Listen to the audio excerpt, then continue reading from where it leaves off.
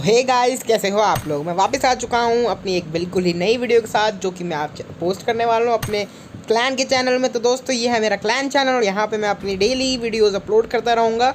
और मेरे साथ साथ ही क्रिश, ब्लेजिंग और भी बहुत सारे आरसीडी के मेंबर्स हैं, वो भी करते रहेंगे। और ये आज की पबजी मोबाइल की टिप्स एंड ट्रिक्स होने वाले, जिसमें मैं आपको बहुत सारी चीज़ें बताना चाहता हूँ। तो चलो दोस्तों, चलते हैं ट्रेनिंग रूम में। तो दोस्तों, पबजी मोबाइल में तो वैसे ज़्यादा कुछ है नहीं, लेकिन ऐसा नहीं है कि जिसके पास ज़्यादा अच्छा फ़ोन हो बस वही अच्छा कर सकता है। लेकिन भाई मैं जानता हूँ, रुको। मेरे पास भी पहले एक फ़ोन था जो एकदम बेकार था भाई। लोग खेलना वलना भाई बिल्कुल कसम से ना हो ही नहीं पाता था, क्योंकि ना वो लैग हो जाता। तो सैनॉक में अगर मैं बूट कैम्प उतर गया ना, तो भाई 5 मिनट तक तो मेरा फ़ोन हिलने वाला नहीं है। मेरा कैरेक्टर मतलब हिलता तक नहीं था भाई। कभी कभी होता है जिसमें कम होता है भाई, होता मैं मानता हूँ। लेकिन अगर आपके पास अच्छा फ़ोन है, मतलब नॉर्मल ठीक ठाक जुगाड़ वाला फ़ोन है अगर आपके पास, तो भाई आपको टिप्स एंड ट्रिक्स ये वाली वीडियो बहुत ज़्यादा आपके काम आने वाली है। क्योंकि देखो, मैं इसमें आपको थोड़ा बहुत जायरो के बारे में बताऊंगा। मैं आपको इसमें थोड़ा बहुत बताऊंगा कि बंदे को हम कैसे क्राउच करके कैसे क्या करके मार सकते हैं। तो दोस्तों देखो, स्टार्टिंग करते हैं। मैं हूँ 4 फिंगर। देखो, मैं पहले ना 2 फिंगर खेलता था, और उसके बाद फिर मैं 3 फिंगर शिफ्ट हुआ। फिर 3 फिंगर शिफ्ट होने के बाद मैं 3 हफ्तों के अंदर अंदर मैं 4 फिंगर चला गया। तब से मैं प्रैक्टिस कर रहा हूँ 4 फिंगर में। लेकिन एक टाइम आया जिस टाइम पे मेरे को ना, मतलब मेरे को लगा कि भाई मैं और अच्छा कर सकता हूँ, और ये 4 फिंगर भी उतना अच्छा नहीं है। मेरे को और अच्छा करना था। जैसे M4+6 मेरे को रिकॉल कंट्रोल करना था, तो भाई मैंने सीज़न 11 में फिर मैंने जायरो शुरू किया, ठीक है। और जायरो मैंने सीखा ऑलवेज़ ऑन पे रख के। और ऑलवेज़ ऑन पे रख के जब मैंने जायरो सीखा ना, तो भाई मुझे बहुत ज़्यादा मदद मिली, कसम से बहुत ज़्यादा मदद मिली मेरे को जायरो जब मैंने करा।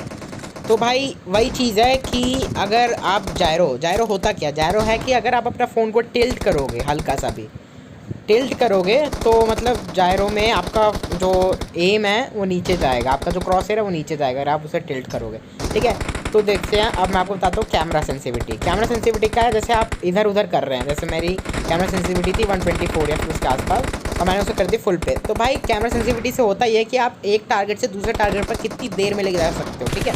जैसे कि देखो, मैं लेके जा रहा हूँ, ये देखो यहाँ पे किया, ये देखो ये किया। तो भाई यही है कैमरा सेंसिटिविटी कि आप कितनी जल्दी इधर से उधर स्वाइप करते हो, तो आपका कितना घूमता है, 360 घूमता है। जैसे एथिना जब खेलता है तो वो उसका 360 घूमता है। क्यों? क्योंकि उसकी कैमरा सेंसिटिविटी ज़्यादा है, समझे भाई लोग, कि कैमरा सेंसिटिविटी ज़्यादा है। तो मेरे लिए मेरी 130 124 ऐसे मेरे लिए कैमरा सेंसिटिविटी सही है। तो देखो, इसमें मेरा अच्छे से टारगेट स्वाइप कर दूँ तो मेरा बिल्कुल एम अच्छे से जाता है, ठीक है।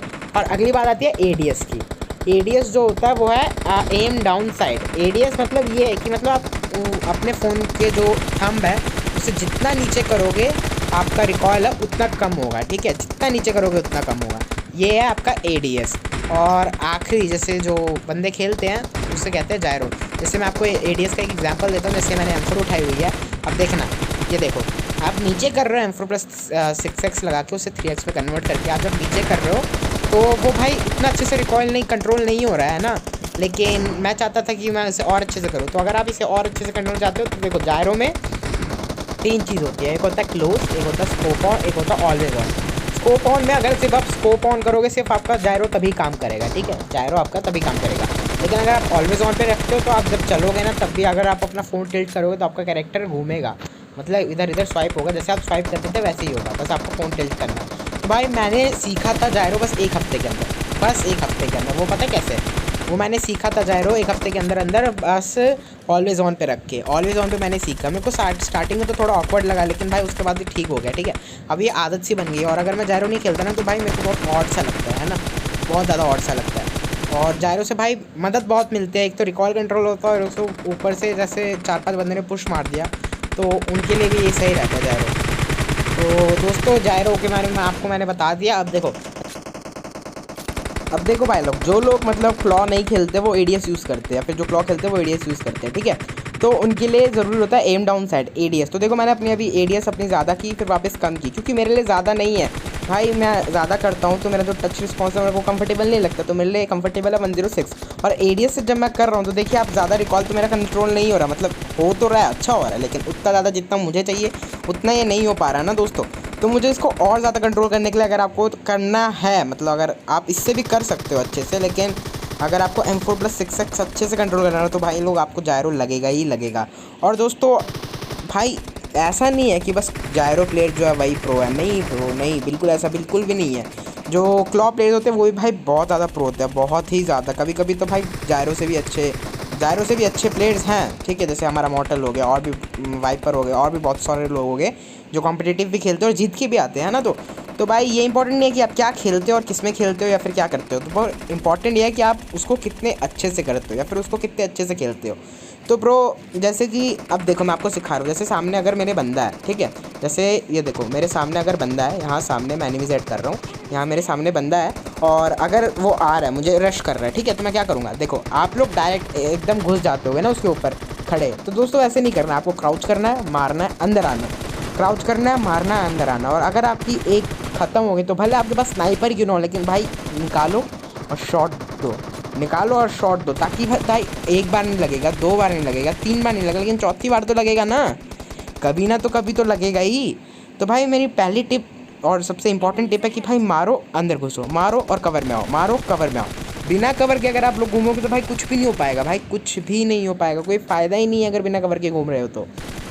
बिना कवर के घूम रहे तो भाई ऐसा ही है जैसे मरना पक्का ही है, क्या फ़ायदा। अगर आप एक स्क्वाड को मार भी देते हो तो दूसरी स्क्वाड आपको मार देगी क्योंकि आप कवर में तो हो नहीं। और अगर आप लूटने जा रहे हो तो भाई लूटो ऐसे मत, भाई खुले में कभी मत लूटो, कभी भी मत लूटो। अगर आपको लूटना ही है तो भाई हमेशा कवर में रह के लूटो, हमेशा कवर में बैठ के लूटो, ठीक है, कवर में लूटो। या फिर अगर कवर नहीं है आसपास तो आप एक स्मोक कर ले सकते हो, अगर आप स्मोक रखते हैं, ठीक है। और देखो अगर बंदा आपके सामने है तो हमेशा ड्रॉप शॉट, देखो ड्रॉप शॉट जो है बहुत ओपी चीज़ है, ठीक है। बंदा मार रहा है, अगर आप लेट जाते हो तो बंदे का पूरा मतलब अगर उसने स्कोप खोला तो वो हिलबिला जाएगा अगर वो क्लॉ प्लेयर है, ठीक है। लेकिन अगर वो जायरो प्लेयर है तो वो मार देगा, लेकिन अगर वो क्लॉ प्लेयर तो भाई वो ख़त्म हो जाएगा। और कभी कभी तो जायरो प्लेयर भी नहीं मार पाते, है ना। तो मैं ये कहना चाहता हूँ कि ड्रॉप शॉट बहुत ओपी चीज़ है, तो ड्रॉप शॉट सीखने का पूरा प्रयास करो। ड्रॉप शॉट मतलब क्या, जैसे कोई बंदा मेरे सामने से आ रहा है और वो आके मतलब मैं मार रहा हूँ और मारते मारते मैं लेट गया, ठीक है, और मुझे तब उसका डैमेज नहीं पड़ेगा, मतलब जब वो मारेगा तब मैं लेट जाऊँगा तो उसका जो एम है वो डिसबैलेंस हो जाएगा, मतलब एक्यूरेट नहीं रहेगा वापस से, है ना। उसका एम असिस्ट पे काम नहीं कर पाएगा, तो उसका एम असिस्ट काम नहीं करेगा तो मतलब वो बेकार मेरे को उसकी बुलेट्स लगेंगी नहीं। तो अगर मैं लेट जाऊँगा तो मेरी बुलेट्स उससे लगेंगी और मैं उसे मार सकता हूँ, है ना, बहुत ईजीली। और मेरी डैमेज भी, मेरी हेल्थ भी ज़्यादा नहीं जाएगी और मैं शायद उसे मार भी दूँ, ठीक है। तो ये होता है ड्रॉप शॉट। लेकिन भाई ड्रॉप शॉट ना, एक चीज़ आपको बता दूँ, हर जगह अगर आप ड्रॉप शॉट लोगे ना तो भाई आप मरे जाओगे, मतलब मारे जाओगे। जैसे सामने अगर 4 बंदे और आपने ड्रॉप शॉट ले लिया तो भाई साइड का व्यू तो हमारा ब्लॉक हो गया ना। अब जो बंदा फ्लैंक कर रहा है वो तो मेरा ब्लॉक हो गया, मैं एक ही बंदे को मार पाऊँगा ना। लेकिन अगर मेरे पे चारों ने रश कर दिया, फिर 2 बंदों ने अलग अलग जगह से रश किया तो भाई नहीं। तब भाई जो मैंने अभी बताया कि क्राउच मारो और कवर में आओ, यही चीज़ करो भाई। ये सबसे ओपी चीज़ और सबसे ज़्यादा काम आती है, सबसे ज़्यादा काम आती है। और ड्रॉप शॉट भी करो, लेकिन ज़रूरी नहीं कि हर बार करो, जब ज़रूरत पड़े, जैसे 1-2 बंदा हो तो भाई करो, आराम से करो, क्योंकि भाई ड्रॉप शॉट में ना साइड ब्लॉक हो जाती है, ये सबसे गड़बड़ होती है। और अब बातों में स्नाइपर में थोड़ा बहुत, स्नाइपर देखो जैसे मेरे को ज़्यादा अच्छी तो आती नहीं, लेकिन तब भी मैं इतना अच्छा कर लेता हूँ कि मैं बंदे मार दूँ, ठीक है, इतना अच्छा मैं कर लेता हूँ। तो दोस्तों जैसे कि ये बंदा है, मैं इस बंदे के सामने, अब देखो ये बंदा भाग रहा है ऐसे, ठीक है, और ये मैंने स्प्रे दिया, अब मेरी एमो खत्म हो गई तो मैं तुरंत स्नाइपर निकालूंगा, स्नाइपर से उसे मारेंगे, ठीक है। स्नाइपर से भाई यही चीज़ है, अगर जैसे आप किसी भी बंदे से लड़ रहे हो 1v1 और आपकी एमो खत्म हो जाती है, तो अगर आपके पास कोई दूसरी AR या फिर DMR या फिर LMR, कुछ नहीं, LMR मतलब DP light machine gun, DP वगैरह टाइप, तो अगर आपके पास LMR वगैरह कुछ नहीं है तो भाई आप स्नाइपर से ही ट्राई करो, एक बार नहीं दूसरी बार लग ही जाएगा भाई, लगेगा ही लगेगा। और तब जो आपकी स्क्वाड चिल्लाएगी ना, ओ भाई ओपी भाई, ऐसे भाई मज़ा, अंदर से जो फीलिंग आएगी ना ब्रो, वही है अंदर से फीलिंग आएगी। तो ब्रो ये करो, ठीक है, स्नाइपर से हमेशा खेलो। स्नाइपर को ना थोड़ा ट्रेनिंग में टाइम दिया करो। स्नाइपर भाई ऐसे नहीं आता कि आपने स्नाइपर उठा ली और बस मारने लगे, या फिर किसी की वीडियो देख ली बस जोश चढ़ गया, हाउस जोश बोलोगे तो खड़ा हो जाऊँगा मैं, भाई ऐसा नहीं होता, ठीक है, ऐसा बिल्कुल भी नहीं होता। बस आपको थोड़ी सी प्रैक्टिस करनी है बस, और कुछ भी नहीं। और जो दूसरी टिप्स है मैं कहना चाहता हूँ कि भाई हमेशा ना ट्रेनिंग रूम में जैसे मैं अभी मार रहा हूँ, आप वैसे ही एंगल चेंज करते करते मारिए, ताकि इससे ना आपके रिफ्लेक्सेस बहुत ज़्यादा फास्ट हो जाएंगे, बहुत ही ज़्यादा। और हमेशा एम करो कि आप उसके सर पे मारो। लेकिन अगर बंदा दूर हो, जैसे 100 मीटर या 90 मीटर या 70 मीटर, तो भाई उसकी बॉडी पे मारो, ठीक है। उसकी बॉडी पे अगर आप मारोगे तो उसके ऑटोमेटिकली उसके सर पे चली जाएगी एम, ठीक है, ऑटोमेटिकली 1-2 बुलेट लगेगी M4 की। और अगर M4 की 1-2 बुलेट लगती है ना भाई, बहुत काफ़ी है, मतलब वो चीज़ काफ़ी है। अगर 1-2 बुलेट भी हेड शॉट लगते तो काफ़ी होती है, और बाकी की तो 2-4 आपको दो चार पड़ी रही हैं उसकी बॉडी पे, तो वो बंदा नॉक हो जाएगा ईजिली। तो भाई वही चीज़ है, जितनी ज़्यादा प्रैक्टिस उतनी ज़्यादा अच्छा। अब देखो अगर आपको रिकॉल कंट्रोल करना है तो अगर आप जायरो प्लेन नहीं है तो क्या कर सकते हो, अगर 150 मीटर दूर बंदा है तो हमेशा टैप करो, मतलब टैप करो बस। क्योंकि भाई अगर आप 40 स्प्रे दे रहे हो उस बंदे को, स्प्रे मार रहे हो, तो भाई क्या फ़ायदा, आप ही बताओ क्या फ़ायदा उसको। कोई भाई 40 एमओ में से करीब उसको सिर्फ 5 या 6 एमओ ही लग रही है, क्या फ़ायदा ब्रो। बाकी की तो 36 या 37 मतलब 32 वगैरह अगर 5-6 भी लग रहे हैं तो 34 एमओ तो वेस्ट होगी ना, 34 एमओ वेस्ट होगी बिल्कुल भी। तो क्या फ़ायदा ब्रो, उसका कोई फ़ायदा ही नहीं है ना। तो अगर बंदा 150 मीटर या 100 मीटर 150 मीटर दूर है तो भाई स्प्रे मत दो, सिंगल शॉट टैप टैप करो। टैप टैप करोगे तो उसकी आपकी जो एमओ होगी वो उस पर लगेगी, ठीक है। और आपका एम भी बहुत ज़्यादा इससे अच्छा हो जाएगा थोड़ी देर में।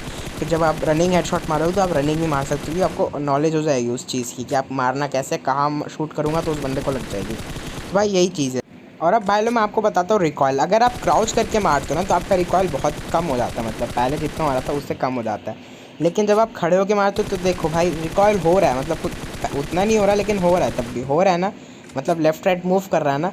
तो और अगर आप लेज़र देना चाहते हो तो भाई सीधा प्रोन हो जाओ, प्रोन हो जाओ। और अगर बंदा 70 मीटर की दूरी पे है तो भाई प्रोन हो जाओ। और अगर आप क्लॉप ले रहे हो तो प्रोन हो जाओ और भाई मारो, मज़ा ही आ जाएगा। तो भाई अगर आपको ये वीडियो पसंद है तो please like share and subscribe.